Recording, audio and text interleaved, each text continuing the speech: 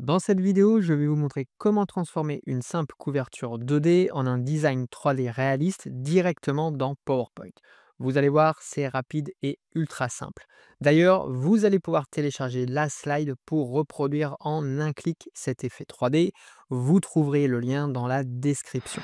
Si ce genre de tuto vous plaît, pensez à liker et à vous abonner à la chaîne pour ne rien manquer. Allez, c'est parti. Nous sommes ici donc sur notre interface PowerPoint et vous voyez ici j'ai cette image JPEG qu'on va donc transformer en mockup 3D. Donc la première étape ici, on va sélectionner notre image, on va faire un clic droit et on va cliquer sur format de l'image. Première chose qu'on va faire, c'est qu'on va venir appliquer un ombrage. Donc pour ça, on va venir ici déplier le menu ombre. On va aller dans les présélections et on va aller ici dans perspective et on va choisir cet angle-là pour notre perspective. Donc vous voyez, on a l'ombrage ici qui s'ajoute. Moi, ce que j'aime bien faire, c'est rajouter un peu de flou pour avoir un effet un petit peu plus réaliste sur cet ombrage-là. Donc vous avez ici le curseur flou que vous allez pousser, voilà, de façon à avoir quelque chose un petit peu plus bah, justement flou pour notre ombrage. Ok, maintenant que ça c'est fait, eh bien on va toujours être dans ce panneau-là, donc format d'image, et on va aller ici dans rotation 3D. Et on va également cliquer ici sur les présélections et on va choisir dans les perspectives ici, cette présélection-là, donc avec contraste à droite. Donc on vient cliquer dessus. Donc vous voyez, on voit que eh bien, l'image vient de pivoter. Et ce qu'on va faire maintenant, c'est qu'on va venir rajouter la tranche pour obtenir notre effet 3D. Donc on va cliquer ici sur format 3D.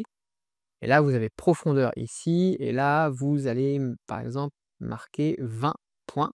Et donc, vous voyez qu'automatiquement, eh bien, il y a une tranche qui vient de s'ajouter. Donc, bien entendu, vous pouvez régler eh bien, la largeur de votre tranche en fonction de ce que vous mettez ici. Donc là, nous, on va rester sur 20. Et vous voyez que, eh bien, on a notre effet 3D qui vient de se mettre en place. Donc, vous voyez, c'est très simple et très rapide à faire dans PowerPoint. Donc, ce qu'on va faire maintenant, eh bien, c'est qu'on va faire la même chose, mais pour la tranche de droite. Donc, ce que je vais faire, c'est que je vais faire une nouvelle diapositive.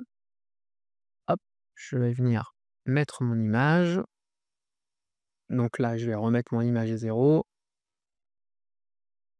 Voilà, donc j'ai mon image et donc eh ben, on va procéder de la même manière. Donc je sélectionne l'image, je vais dans les ombres ici. Donc là, pour le coup, on va choisir cette ombre-là. Pareil, on va venir appliquer un flou sur cette image-là. On va aller ensuite dans rotation 3D, dans les présélections. Et là, on va choisir eh bien, perspective avec contraste à gauche, comme ceci. Vous voyez? Et donc là, j'ai ma tranche, les 20 qui étaient déjà enregistrés, donc qui se sont mis automatiquement ici. Et là, on voit qu'on a un petit souci parce que du coup, notre tranche ici, elle est noire, alors que normalement, eh bien, elle devrait être blanche puisque ça doit correspondre aux pages du livre. Donc pour ça, on va retourner ici dans format 3D. Donc on va aller dans profondeur ici, on va changer la couleur et on va choisir la couleur blanc. Voilà, donc vous voyez, alors, il ne se passe rien pour le moment.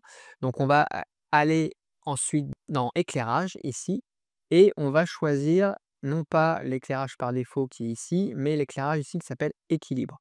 Et donc vous voyez ici, le fait de choisir équilibre, eh bien, ça nous permet d'obtenir notre tranche blanche sur notre image. Voilà. Ce que je vais faire, c'est que je vais mettre un arrière-plan pour qu'on se rende mieux compte.